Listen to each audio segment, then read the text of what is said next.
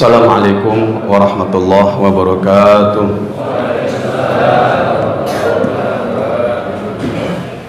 Bismillah, alhamdulillah, salatu wassalamu ala rasulillah wa ala alihi wa ashabihi wa mawalah, wa la hawla wa la quwwata illa billahil aliyyil azim. Rabbi shrah li sadri wa yassir li amri wahlul 'uqdatam min lisani yafqahu qawli. Subhanaka la ilma lana illa ma 'allamtana innaka antal alimul hakim. Allahumma ati nufusana taqwaha wa zakkiha anta khairu man zakkaha anta waliyuha wa maulaha, amin ya Allah rabbal alamin.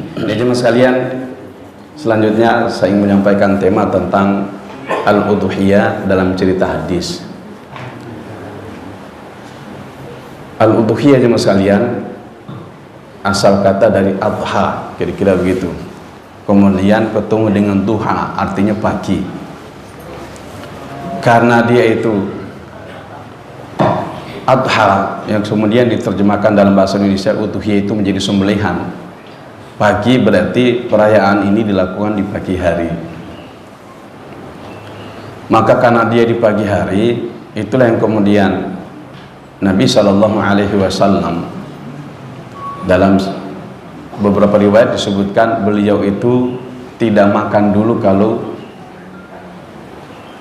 ketemu Idul Adha, tidak makan dulu. Tapi kalau Idul Fitri beliau makan dulu. Kalau bahasa lain mungkin sarapan gitu. Jadi kalau Idul Adha itu beliau tidak sarapan dulu, harapannya supaya bisa makan hewan sembelihan, kan maksudnya begitu. Tapi ini memang sunnah, teman sekalian, sunnah. Sesuatu yang sunnah ini kita juga ketika mengamalkan juga melihat kondisi. Apalagi sekarang ini rata-rata penyembelihan itu jam 9, jam 10, jam 1 baru kelar. Sementara panitia semalaman nggak tidur menjaga kambing, menjaga sapi, mengamalkan sunnah. Belum lagi kena penyakit mah atau penyakit mak itu. Nah itu sama sekalian, akhirnya dengan mengamalkan itu bukannya mendapatkan kesehatan malah sakit jadinya. Nah karena ini sunnah ya tentu ya boleh kita amalkan, boleh juga enggak. Pak Ustadz, saya nggak biasa kalau nggak makan dulu. Nah itu boleh Pak. Jadi jangan sampai jangan makan dulu, nggak sunnah. Memang benar sunnah, tapi jangan sampai gara-gara sunnah itu kemudian pingsan lagi sholat itu. Tuh. Ini gara-gara nggak sarapan dulu. Nah jemaah sekalian, memang itu di dalam hadis disebutkan, ya disebutkan oleh para sahabat karena memang itu perbuatan Rasul Shallallahu Alaihi Wasallam. Beliau kalau waktu sholat Idul Adha beliau nggak sarapan dulu. Harapannya supaya bisa makan hewan sembelihan kurban. Nah karena kita itu, dan memang dulu kalau kurban tuh pagi-pagi udah sembelih tuh. Makanya bisa dinikmati pagi-pagi. Nah kalau kita kan nggak bisa Pak menikmati pagi-pagi, menikmatnya siang-siang. Jadi kemudian jangan sampai suami istri, mah besok saya mau sarapan dulu lah. Loh kok bapak ini nggak nyunah? Jadi jangan sampai gara-gara sarapan suami istri jadi berantem. Kemudian yang misalkan Allah Subhanahu Wa Taala, hukum udhiyah, hukum sembelihan. Ada dua pendapat yang sangat masyhur.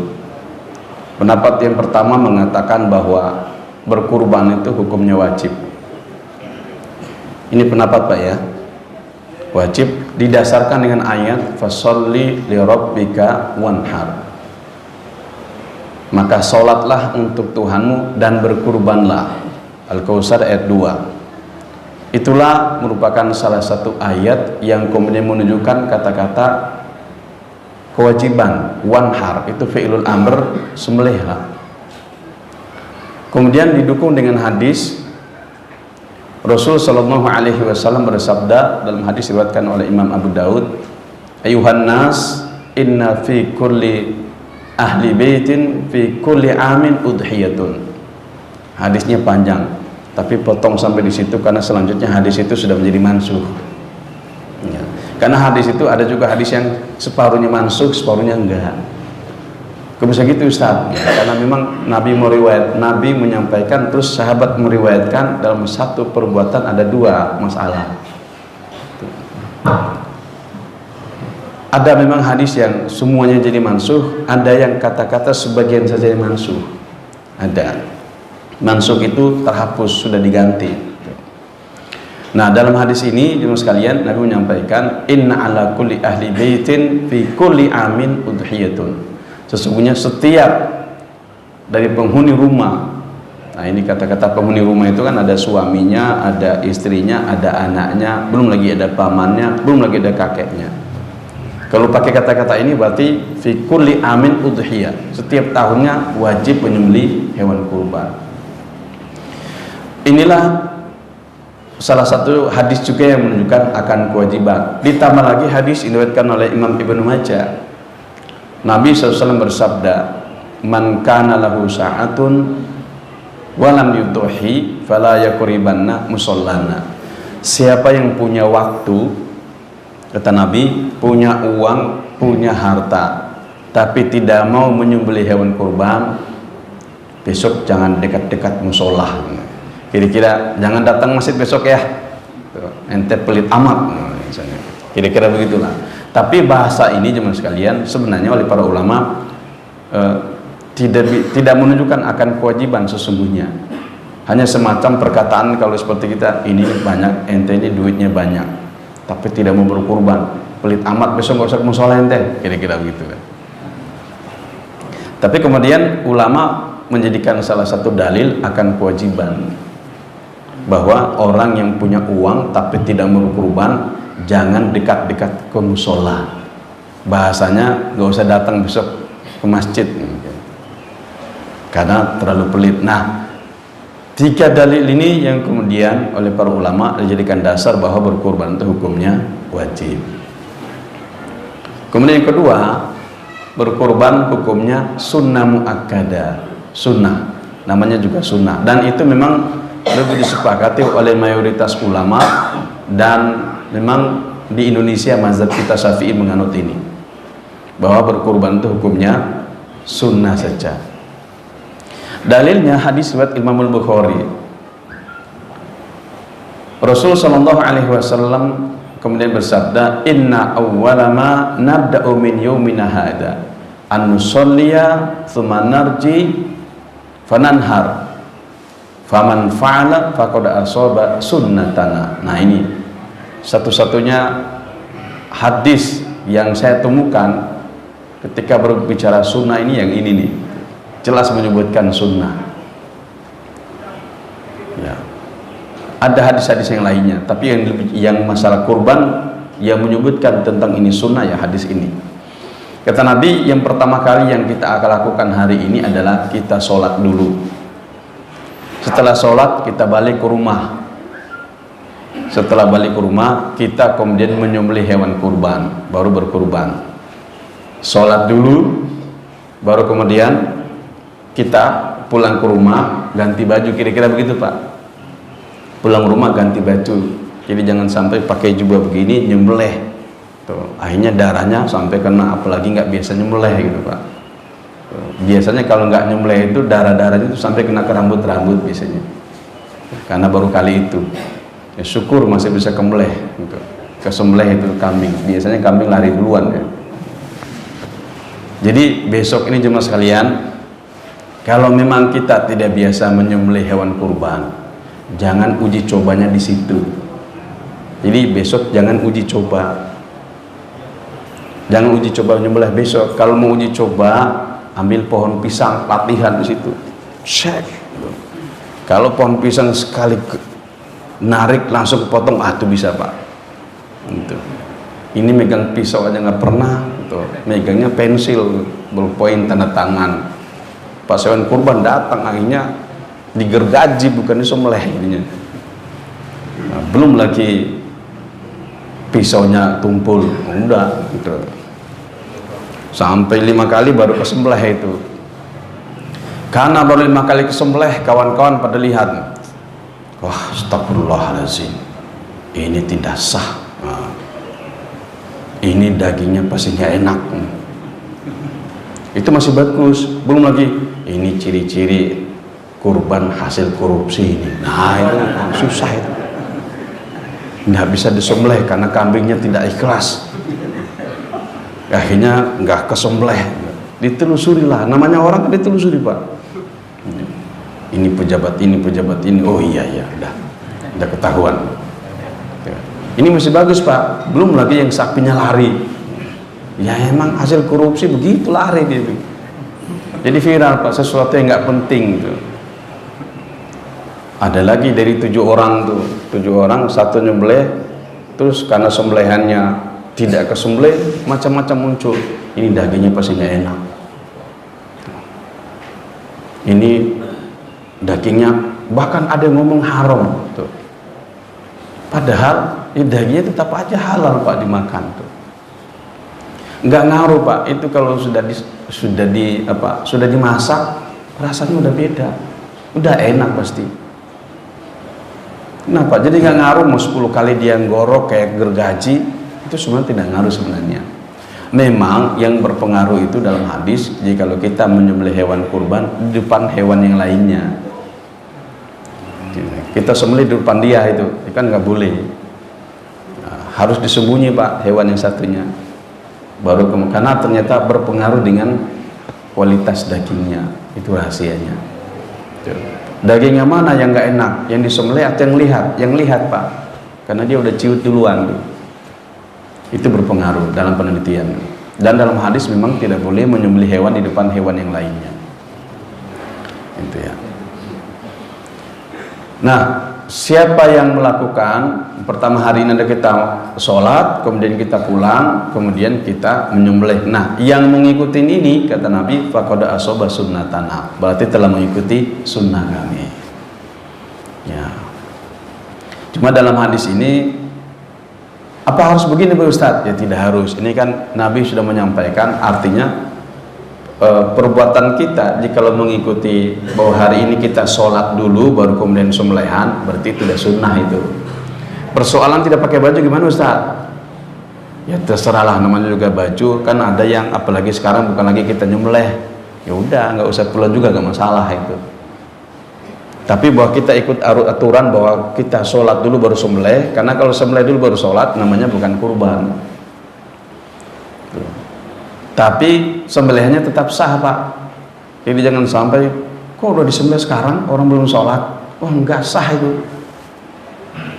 Ya, yang tidak sah kurbannya Pak, tapi hewannya sah disembelih, halal dimakan. Halal dimakan. Cuman berkurbannya tidak ikut aturan, jadi tidak dianggap berkurban. Apa pahalanya beda? Beda Pak. Pahala kurban dengan pahala sedekah biasa itu berbeda. Kemudian hadis yang selanjutnya ada cerita dari kisah Umar dan Abu Bakar yang pernah tidak ikut berkurban ketika hari kurban dengan alasan takut nanti dijadikan wajib oleh jamaah. Nah jemaah sekalian, ini Abu Bakar dan Umar, bukan DKM itu. Jadi jangan sampai Pak Ketua kok tidak berkurban, nanti jamaah ikut-ikutan jadi wajib nanti. Emangnya orangnya nggak mau kurban gitu aja Pak sebenarnya. Tuh. Punya duit triliunan di bank tapi tidak mau berkorban. Kenapa nggak mau berkorban ente? Nanti jamaah antar jadi wajib. Jadi dia menempatkan dirinya seperti pembuat hukum. Enggak Pak, enggak ngaruh. Yang ada malah ente dicap pelit, memang DKM-nya pelit. Tuh. Jadi jangan beranggap begini, kenapa nggak berkorban? Ikut Abu Bakar nggak berkorban, nanti takut. Padahal memang dianya tidak mau berkorban. Kalau kita berkorban Pak, ya. Kalau memang kita tidak biasa makan hewan kurban Ustadz, kita biasanya makan lele, makannya ikan, nggak biasa makan sapi, maka kita nggak berkurban. Nah ini gimana Pak? Kan ada yang kayak begini Pak. Kalau tidak makan karena memang biasa nggak makan, beda dengan tidak makan karena takut kolesterol, kan beda. Kenapa nggak berkurban? Asam urat Pak, tapi duitnya triliunan. Nah, itu biasanya asam uratnya makin nambah. Makin nambah. Kenapa? Karena dia punya uangnya banyak tapi sengaja tidak mau berkurban dengan alasan asam urat, alasan kolesterol. Nah ini biasanya makin nambah. Dan jemaah sekalian, karena kita ini mau berkurban, janganlah alasan asam urat, kolesterol dan darah tinggi jadi alasan untuk kita tidak berkurban. Ya Allah, maafin saya, duit memang banyak tapi asam urat saya nggak mau berkurban lah. Memangnya orangnya pelit Pak. Ya, kita tahu Allah punya cara ngambil duit, punya cara ngambil uang. Memang kamu pelit, dah diutus malaikat ngambil duit. Diambilnya dengan macam-macam Pak. Ya, kena hipnotis, udah. Tiba-tiba dirampok. Nah itu berarti informasi aja. Itu instruksi dari Allah. Kamu udah dinasehatin tapi nggak dengar, berarti dikasih yang begini baru sadar nih. Nah itu. Karena memang pepatah menyampaikan, jikalau nasihat tidak bisa kamu dengar, maka musibah akan memberimu pelajaran. Kan nggak enak begitu Pak. Gitu. Tapi jangan juga pas lagi kena musibah, tuh gara-gara nggak berkurban tuh. Nah, jadi kurban jadi kambing hitam. Tuh. Kemudian jemaah sekalian, itulah dasar yang mengatakan bahwa berkurban hukumnya sunnah muakkadah. Jadi besok karena ini hukumnya sunnah, bagi yang nggak punya uang jangan maksain. Mah jual aja itu mobil satu. Untuk apa? Untuk berkurban. Mobil cuma satu dijual. Nah ini nggak boleh. Ngutang misalnya, karena di sini berapa? 3,9, 3.900.000. Datang ke bank ngutang. Oh siap, 6 bulan ya, bunga 2%. Untuk apa? Untuk berkurban. Boleh apa enggak? Enggak boleh Pak. Itu sudah riba. Itu artinya bahwa kita memang belum punya kemampuan. Beda kalau nggak punya duit tapi investasi di mana-mana. Di rumahnya nggak ada duit, adanya lagi muter. Nah itu boleh ngutang karena memang punya uang. Hanya di tangan nggak ada duitnya. Punya duit, investasi, punya rumah di mana-mana, hotel di mana-mana, tapi di pegangan nggak ada duit. Nanti nggak berkurban, nggak ada duit, nggak ada. Gitu.